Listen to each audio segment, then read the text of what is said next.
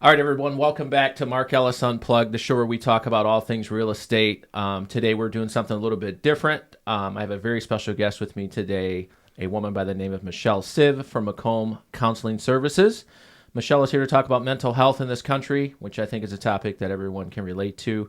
Everyone, please let's welcome Michelle to the show. Thank you. It's great to be here. Absolutely. Thank you for coming, and glad you made it. Maybe let's start off by telling the people a little bit about how long you've been doing this, and a little bit about yourself, I guess. Yeah. Yeah. So I graduated with my undergrad degree in 1993 from the University of Michigan. Okay. Go Blue. Mm-hmm. But I actually went to school to be a high school English and Spanish teacher. And I did that for a while and became a stay-at-home mom and did that for 13 years and then knew I needed or wanted to go back to school and have a career.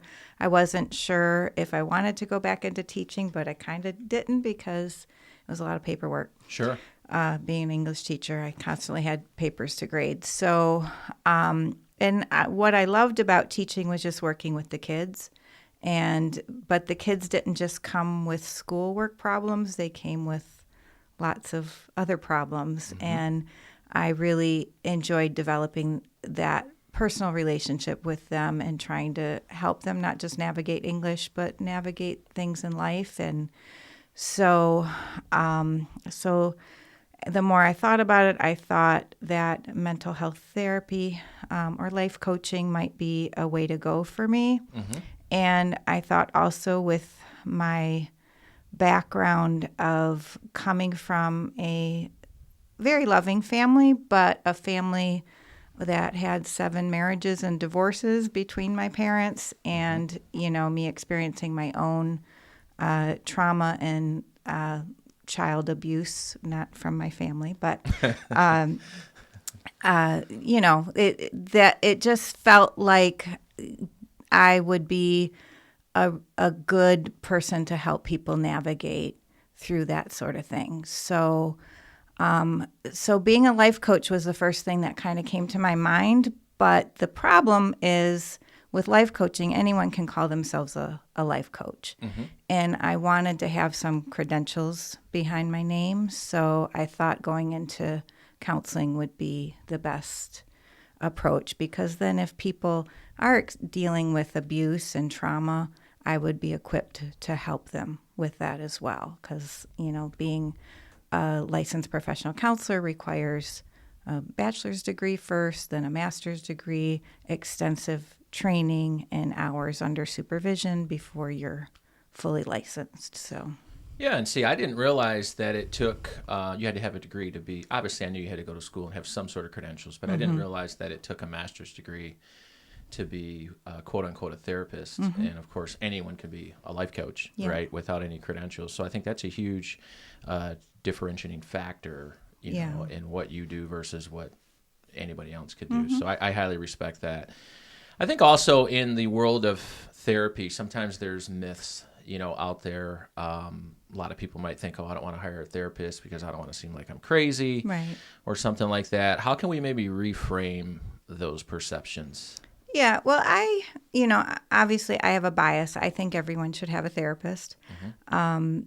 My best friend is a therapist, so sometimes I can talk to her, but sometimes I need someone who is, unbiased to like just be able to say everything I need to say. And because your friends know you pretty well, sure, and your family knows you pretty well, but sometimes you need that outside perspective of someone that doesn't have a vested interest in decisions you make or what direction you go in. And so, I think that it's important for people to, just have a safe space to talk, and you don't have to have a mental health crisis or a mental illness in order to benefit from seeing a therapist. Sure, I agree. I feel like I'm a therapist to all my friends without a license, so I guess that's a life coach. Right. I don't claim to have a license by any stretch. How would you say, though, someone can invest, in themselves through therapy. If someone maybe was struggling with something or just needed some help in a certain area or aspect of their life, how do you think, or I guess, what do you see as a benefit to someone investing in themselves through therapy? Yeah, I mean, we invest in ourselves in so many other ways. We get our hair cut, we get, we buy new clothes, we make sure we have a safe car to drive in. Mm-hmm. So, I think it's another way of just caring about yourself and caring for yourself. That is, I think, really important in this world that we live in because, if you don't take time to really understand why you're doing what you do, you're going to keep making the same mistakes over and over again. I think therapy just helps you to be more self-reflective and understand patterns of behavior and see if you can make changes that are going to benefit you. And sometimes it just helps to have that person to bounce things off of that isn't judging you, that isn't, going to be affected by the different decisions you make. Sure, absolutely. Let's talk about, because we've mentioned it a couple times now, life coach versus therapist, and obviously you do both. What would you say is the biggest difference between the two? When someone comes to you and says, "Hey, I need to hire a life coach," what are they hiring you for? Yeah, so for me, I have a really hard time differentiating the two. Okay. Because someone can come in and say they want a life coach. And so we're going to talk about professional things. We're going to talk about ways to grow their career or ways to improve their patterns of behavior and relationships. But if something comes up where maybe they're having depression or they're having anxiety or they are having some trauma that they're having that is kind of coming up because of events that triggered it in their current life, then yeah, we might have to shift gears. And so it's kind of fluid for me in terms of how I approach things. But life coaching isn't going to be covered by health insurance. Okay. So if you want to utilize your health insurance to pay for counseling, then you have to have a mental health diagnosis in order for the insurance company to justify paying for it. So Makes sense. And I can't really, I can do life coaching things within a therapy session, but it all has to kind of stem back or return back to how is this going to help them with that anxiety or with that depression or with that post-traumatic stress. Okay, makes sense.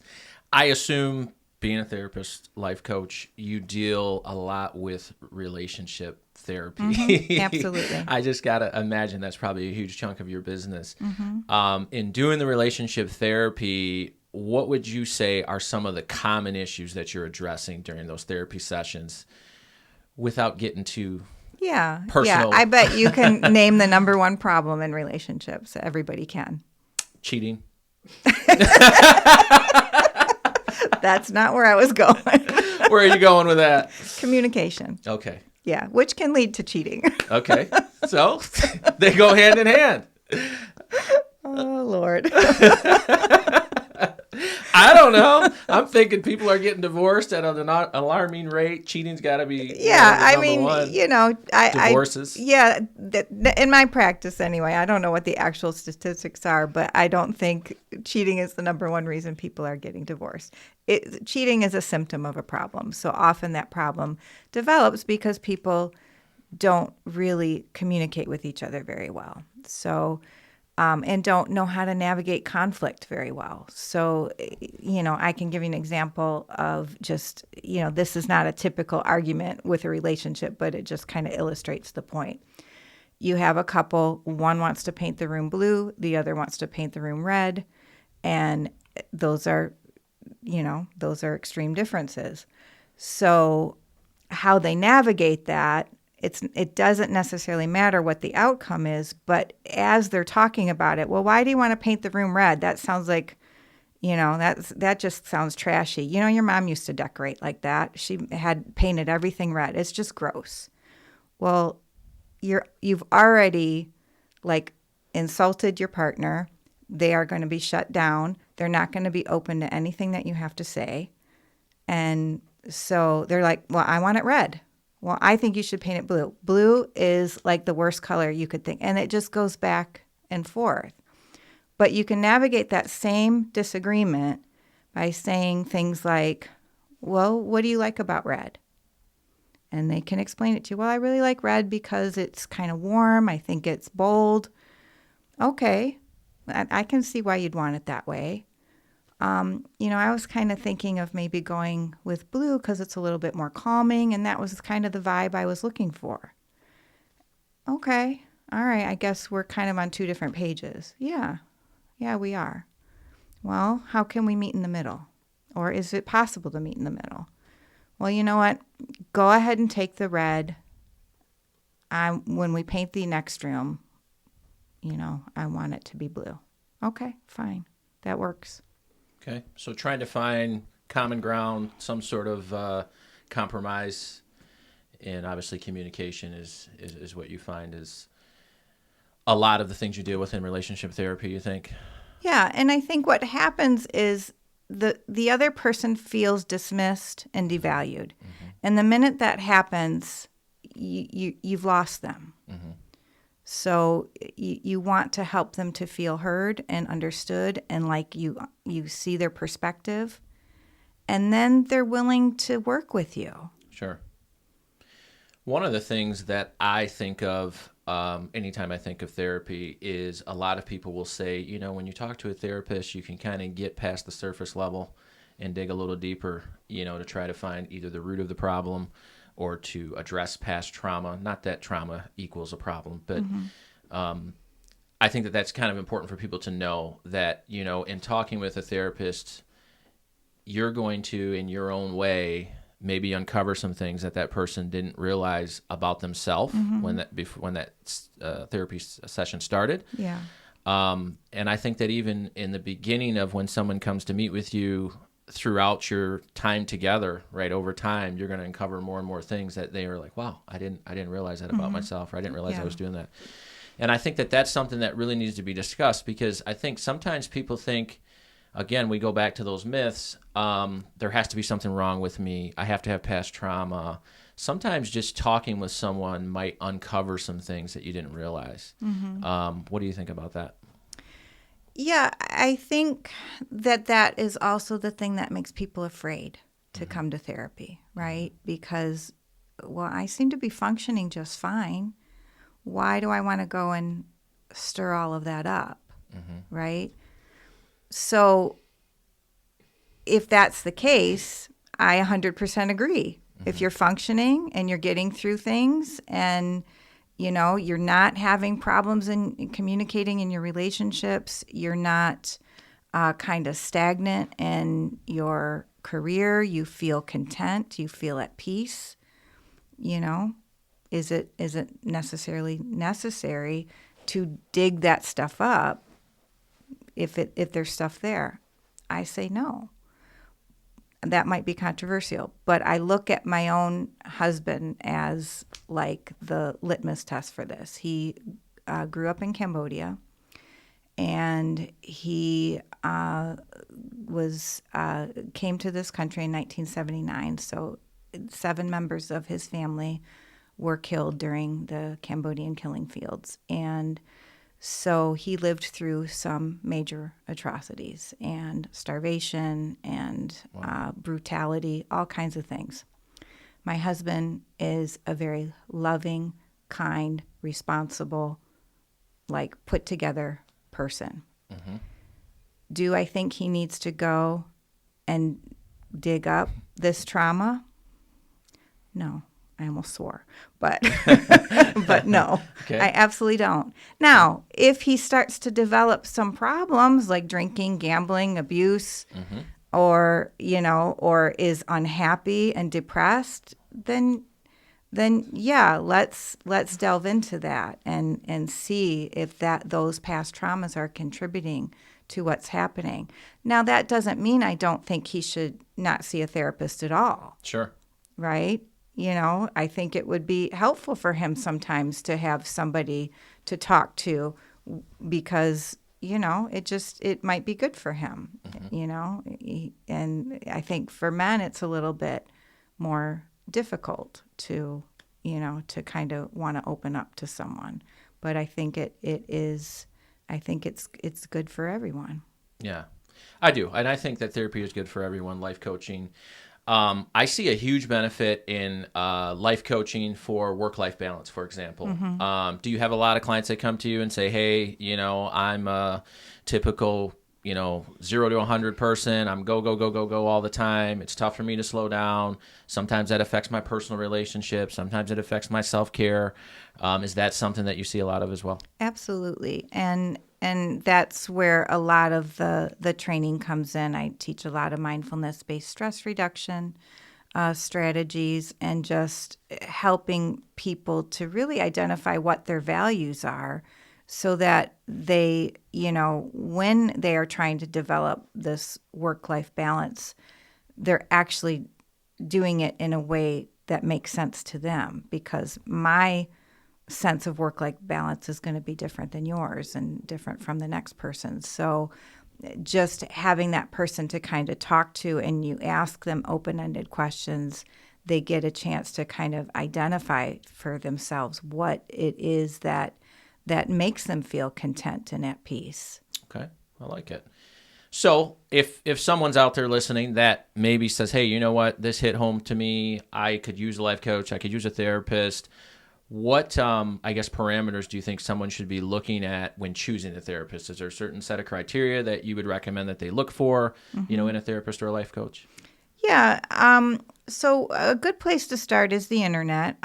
If you're looking for someone that has a license, that has a master's degree in counseling or psychology or social work, a good place to look is Psychology Today. Okay. And someone's profile will be there. You can kind of read, what their therapeutic approach is. And then, a lot of times look for the therapist that says, free consultation. You can give them a call and talk to them and see if you have a good rapport. If you're looking for, if the credentials don't matter that much to you, I would say, make sure that whatever life coach you're choosing, it comes from a recommendation of someone that you trust and that is like doing really well, right? Yeah. You don't want to just, I found life coach in the phone book and kind of go cold from there. I think you really want to know what kind of help you're going to receive from that person based on, successes they've had with other clients. Sure. I like it. And I think when we talk about communication, because obviously that seems to be a very huge, I guess, pain point for a lot of people. Sometimes it's not what you say, it's how you say, and the tone of your voice, right? Absolutely. And I think that can be very telling of sometimes I see people out at the store and they're just like, arguing and yelling and sniping screaming. at each other. Yeah. I'm like, damn, I wouldn't talk to my dog that way. Right. And I just think that some people, maybe they're not aware, they're not self-aware of how they come off to other people. I know some people, if you're, not to pick on Italians, but if you're an Italian, sometimes you're loud and boastful and your hands are moving all the time, Yeah. And I think that sometimes we just have to take a step back, because not everybody has the same demeanors that we do. And so even me, when I'm talking with a client, I'm going to talk a little bit different to a 60, 70-year-old woman than I will a 10-year-old kid, right? Yeah. My tone, my inflections, the things that I say are going to be toned and geared towards that person that I'm talking to. And I think sometimes in a relationship, we need to keep that in mind. Yeah. Yeah. Hey, you really need to gear your conversation towards this person that you say you love, right? You're in the relationship with them. And not be so quick to be defensive. Yeah. And usually when we get defensive, we get loud, we get snippy, we get angry. So I think that's definitely something. As a therapist, life coach, do you have a lot of friends that say, hey, I need your services, but I don't want to pay for them? I was just curious on that. I mean, no, not really. I think people do call me and, and they'll tell me about their there are problems, things going on, but that's who I've always been to them. So it's not a different dynamic now that I have a license. Now I just say, hey, I went to school for this. You got to Yeah. listen to me now. But no, people don't, my family and friends don't listen to me. So, Right. So I yeah. feel like that's got to be a little difficult to take your therapy hat off and put your friend hat on. Like, is that Yeah, tough? it's a little bit different because I have a vested interest in what my friend does or doesn't do because I don't want to see them hurt, right? I don't want to see my clients hurt, but like if I know they're dating a guy and the guy sucks, right? I'm with my training, I'm going to hold back a little bit, right? But I'm still going to feel like compelled to steer them in a direction because I'm human. Yeah. But as a therapist, I have to let them discover those things for themselves because everyone in their life is telling them this guy's no good or this girl's no good for you. So whenever anybody, this is just human nature, whenever anybody tells you not to do something, your instinct is, well, I'm going to do it, and you're going to resist it. Yeah. So it's not any different when you're in a therapy relationship. So I have to really be mindful that I don't want to be another parade of people in their life that are just saying, you shouldn't do this. So I'm going to listen. I'm going to ask questions. And I might have an opinion, but I would never say you should do this or you should do that. I got to keep that opinion to myself. And I also have to check myself because if I notice I might be pushing my agenda, I have to step back because even on a like underneath level, the client is going to feel that. Oh, yeah. And I don't want them to feel that. I want them to feel safe to be able to express all of it so they can start to say the things that why that relationship isn't necessarily good for them. But if they think my agenda is this relationship isn't good for you, they're not going to be able to look at that themselves. Sure. That would be tough for me, especially when I know the right path. For me not to tell the person you should do that, Yeah. that would be Yeah. difficult, and Yeah. I commend you for that because that's crazy. I would never be able to do that. Yeah, it can be challenging, but again, I also have I've had like several mentors throughout the training process and even just in my life in general. And what comes up all the time is just a statement of that might have been your path and what you needed, but that's not necessarily what your client needs Sure. or what's best for them. Sure. Sometimes they have to go through those things in order to come out on the other side and get from it what they needed to get from it in order to be able to face the next challenge in a healthier way. Yeah, I love it. As we get close to wrapping this up, I got a couple of last questions for you. Number one, when people think of therapy, what would you say is the youngest age to the oldest age that you've helped? Because I think that's important for people to realize that you help everyone from us.